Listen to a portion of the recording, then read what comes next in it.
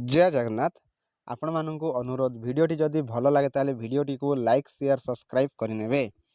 तो देखो सर्वप्रथम आपण मैंने प्ले स्टोर को जाकि बीएलओ ऐप को अपडेट करने। अपडेट करने कि ओपन कला देखो तल को स्क्रॉल करेंगे डीएसई लिखाही। तो प्रथम बुझे डीएसई कौन।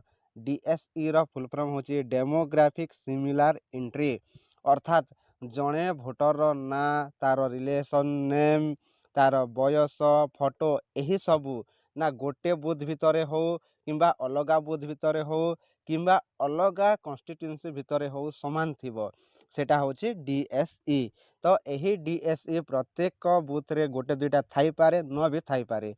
ठीक अच्छे थिबो हुए तो जदि से भाया डाटा अच्छे थिबो जदि नाही कहले न भी ताने रही भी पारिबो नाही। ठीक अच्छे तो डीएसई मु देखो देखो मोर बुथ रे डीएसई केतेटा अच्छी डेमोग्राफिक सिमिलर एंट्री अच्छी ताकू आमे आज सॉल्व करवा। तो मुझे डीएसई रे क्लिक कली। डीएसई रे क्लिक कले ये तीनोटी ऑप्शन अच्छी DSE identified checklist submission request format ए कलेक्शन। डीएसई आइडेंटिफाइड क्लिक कले देखो आमको केतेटा डीएसटी अलॉट होती निज बुथ रे आम से जापर। देखो मुझे क्लिक कली एठी। तो ये क्लिक कले ये तीनोटी ऑप्शन आसूची कौन कौन से देखो ना डीएसई विदिन पार्ट ताने निज बुथ भितर केतेटा डीएसई अच्छी बा गोटे बुथ रे केतेटा डीएसई अच्छी ताहा देखैला। ये दुईटा अच्छी सेम नार दुईटा अच्छी देखुं तो ना देखो ये सेम नार दुईटा अच्छी गोटे बुथ भितर बा आमे जहाँ कि कहि परिबा दोहरा बा रिपीट भोटर जो माने थिबे से माने सेम डीएसई विदिन पार्ट रे आसी पारिबे। जदि आपणकर से बीएलओ ऐप रे ताने अपडेट दिया जाई नाही तार अर्थ आपणकर बुथ रे डीएसई विदिन पार्ट रे जणे भी नहांती बोली जानि पारिबे। सेही भले देखंतु DSE across part. DSE across part अर्थ देखंतु गोटे गाँ रे दुईटा बुथ थाई पारे तो सही बुथ रे ताने गोटे गाँ रो किंतु दुईटा बुथ किंतु सही भितरे सेम डाटा जाक थिबो। एठी सेमिति दिया जायछि देखंतु ना दिया जायछि एही नाटा सही गाँ रो अन्य एक बुथ रे मध्य थाई पारे। ठीक अछि तो एटा सही भले एटा अछि किंबा अन्य कन्स्टिट्यूएंसी रे मध्य थाई पारे।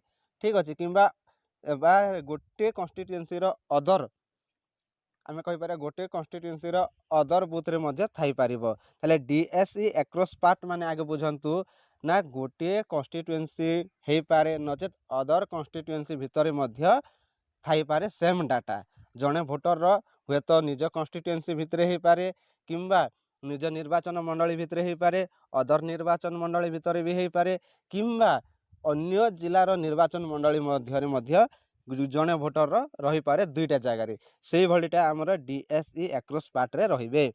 आ डीएसई एक्रॉस एसी एटा अदर स्टेट को जीव अदर स्टेट रे प्रायतः कहार नथिबो। देखो डीएसई एक्रॉस एसी तो एठी कहार नथिबो काँ भा जड़े दुई जनकर थाई पारे।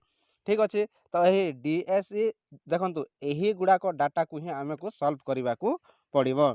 ठीक अच्छे ताले एठी आम किसी काम करिवार नाही एठी केवल शो करिवो ना डीएसई विदिन पार्ट रे केते जण अछंती डीएसई एक्रॉस पार्ट रे केते जण अछंती ना डीएसई एक्रॉस एसी रे केते जण अछंती एठी केवल शो करिवो। आमे काम को जगार करबा देखंतु एठी बैक कर देबा। ठीक अच्छे तो चेकलिस्ट सबमिशन रे मध्य हेबो नाही ताहिले आमको तार प्रॉब्लम सॉल्व करिवार अछि रिक्वेस्ट फॉर्मेट ए कलेक्शन रे क्लिक करिवार अछि ताहिले मने रखंतु। ठीक अच्छे ये क्लिक करेंगे ताले ये देखंतु सही ना जाक पुणी थे रिपीट है। ठीक अच्छे सही ना जाक पुणी थे रिपीट है। तो ये मुझे देखंतु देखा जनकर करी क्लिक कली सीरियल नंबर 1 रे ना अच्छे मुझे क्लिक कले सही भोटर ये आसीगला तार डिटेल्स अच्छी ना अच्छी तार एपिक नंबर अच्छे रिलेशन नेम अच्छे एड्रेस अच्छे सबू अच्छे। ठीक अच्छे तो मुख्यतः मन रखंतु ये अपलोड रेस्पॉन्स ऑफ फॉर्मेट ए जदि आपणकर जिले रे ताले फॉर्मेट ए जदि दिया जाइछि तो फॉर्मेट ए अपलोड करने को पड़ो। मन रखंतु जदि आपणकर जिले रे फॉर्मेट ए दिया जाइछि डीएसई पई ताले फॉर्मेट को अपलोड करने को पड़ो किंतु ना आम जिले रे ନା ଫର୍ମାଟ୍ ଏ ଯେହେତୁ କାମଟା SIR ପାଇଁ ଯଥାଶୀଘ୍ର କାମ କରିବାକୁ କୁହାଯାଉଛି, ତାହେଲେ ଫର୍ମାଟ୍ ଏ ଦେଇନାହାନ୍ତି, ତାକୁ ଆମେ ସିଧାସଳଖ କରିବାକୁ ପଡ଼ିବ। ସେଇଥିପାଇଁ ଆମେ ଆଉ ନା ଅପଲୋଡ଼ ରେସ୍ପନ୍ସ ଅଫ୍ ଫର୍ମାଟ୍ ଏ ଆଉ ଅପଲୋଡ଼ କରୁନି।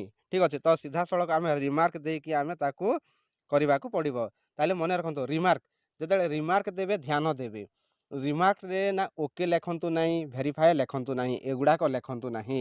ରିମାର୍କରେ ସିଧାସଳଖ ଲେଖିବେ ଯଦି ଡିଲିଟ୍ କରିବାର ଅଛି ତାହେଲେ ଟୁ ବି ଡିଲିଟେଡ଼୍ ଲେଖିଦେବେ। ଯଦି ତାକୁ ରଖିବାର ଅଛି ତାହେଲେ ନଟ୍ ଟୁ ବି ଡିଲିଟେଡ଼୍ ଲେଖିଦେବେ। ମନେ ରଖନ୍ତୁ, ଯଦି ରଖିବାର ଅଛି ତାହେଲେ ନଟ୍ ଟୁ ବି ଡିଲିଟେଡ଼୍, ଯଦି ଡିଲିଟ୍ କରିବାର ଅଛି ଟୁ ବି ଡିଲିଟେଡ଼୍ ଲେଖିଦେବେ। ତ ୟାକୁ ମୁଁ ଡିଲିଟ୍ କରିବାର ଅଛି ତାହେଲେ ମୁଁ ଲେଖିଦେଲି ନଟ୍ ଟୁ ବି ଟୁ ବି ଡିଲିଟେଡ଼୍ ଲେଖିଦେଲି। ଠିକ୍ ଅଛି, ମୋତେ ୟାକୁ ଡିଲିଟ୍ କରିବାର ଅଛି, ଟୁ ବି ଡିଲିଟେଡ଼୍। ଠିକ୍ ଅଛି, ଆଉ ଅନ୍ୟ ଓକେ ଭେରିଫାଏ ଏଇଭଳି ଆଉ ଦିଅନ୍ତୁ ନାହିଁ। ସିଧାସଳଖ ଲେଖନ୍ତୁ ଯଦି ଡିଲିଟ୍ କରିବାର ଅଛି ତାହେଲେ ଟୁ ବି ଡିଲିଟେଡ଼୍, ଯଦି ଡିଲିଟ୍ କରିବାର ନାହିଁ ନଟ୍ ଟୁ ବି ଡିଲିଟେଡ଼୍ ଲେଖିକି ଏଠି ମୁଁ କ୍ଲିକ୍ କଲି। ଦେଖନ୍ତୁ କଲେକ୍ଟ ଫର୍ମାଟ୍ ଏରେ କ୍ଲିକ୍ କଲି। କ୍ଲିକ୍ କଲେ ଏଠି ଦେଖନ୍ତୁ ଆଲର୍ଟ ଆସିଗଲା DSE ଫର୍ମାଟ୍ ଏ ଅପଲୋଡ଼େଡ଼ ସକ୍ସେସଫୁଲ୍। ତାହେଲେ ଏଇଭଳି ଆମେ କରିପାରିବା ସମସ୍ତ ଭୋଟରଙ୍କର। ଆଉ ଗୋଟେ କଥା ମନେ ରଖନ୍ତୁ, ଯଦି DSE କରୁଛନ୍ତି ତାହେଲେ ଆପଣ ଯଦି ଭୋଟରକୁ ଜାଣିନାହାନ୍ତି ଠିକ୍ ଭାବରେ, ତାହେଲେ ଆପଣ ହୋମ୍ ଭିଜିଟ୍ ବା ହାଉସ୍ ଭିଜିଟ୍ କରିକି ତାଙ୍କୁ ପଚାରିକି କରନ୍ତୁ। ଠିକ୍ ଅଛି, ଏଇଟା ଗୋଟେ କଲି। ତାହେଲେ ଆଉ ଗୋଟେ ମୋ ପାଖରେ ଅଛି, ଦେଖନ୍ତୁ ଏଠି ଗୋଟେ ଅଛି ଆଉ ଜଣେ ଭୋଟରଙ୍କର, ଏଠି ସେମ୍ ନାଁର ଦେଖନ୍ତୁ ଏହି ଭୋଟରଙ୍କର ଦୁଇଟା ରହିଛି DSEରେ, ଏଠି ବି ଅଛି। ତାହେଲେ ସେମ୍ ନାଁର ଅଛି, ତାହେଲେ ମୋତେ ଗୋଟେକୁ ରଖିବାକୁ ପଡ଼ିବ ଆଉ ଗୋଟେକୁ କ'ଣ ଡିଲିଟ୍ କରିବାକୁ ପଡ଼ିବ।